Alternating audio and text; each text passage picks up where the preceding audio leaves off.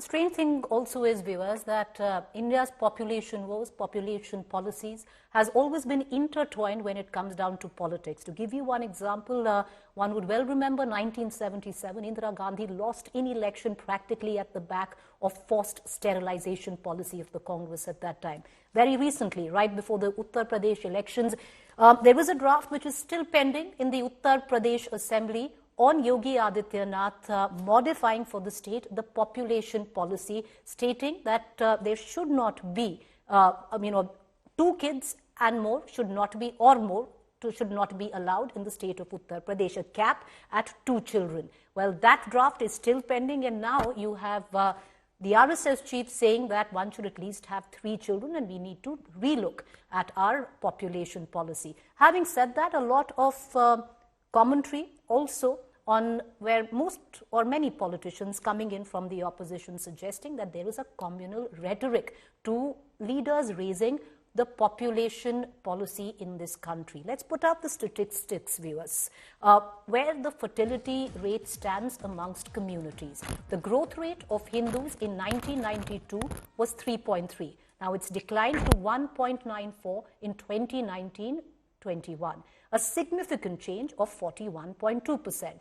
Let's look at the fertility rate of Muslims. That dropped from 4.41 in 1992-93 to 2.36 in 2019-21, a change of 46.5%. So the fertility rate in Muslims is higher than Hindus, but the decline is way sharper than in Hindus. Now let's look at the birth rate of Christians, which also reduced from 2.87 in 92-93 to 1.88 in 2019-21. That saw a drop of 34.5%. The growth rate of Sikhs also declined from 2.43 in 92-93 to 1.61 in 2019-21.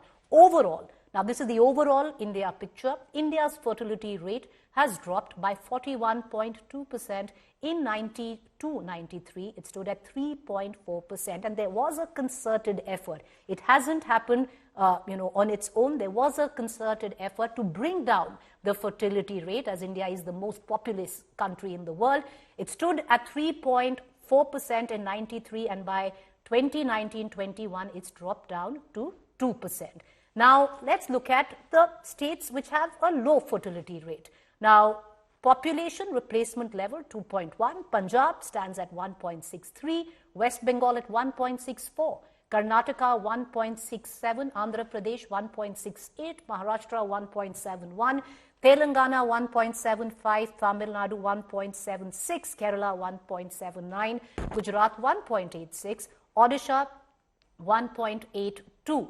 It's interesting to note a lot of the South Indian states fall in this low fertility rate states statistic.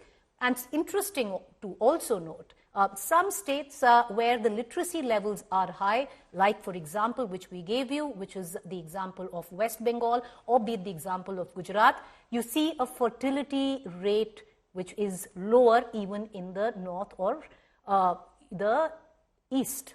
Now, on the other hand, amongst large states, which are mostly seen as populous poor, let's look at the fertility rate there.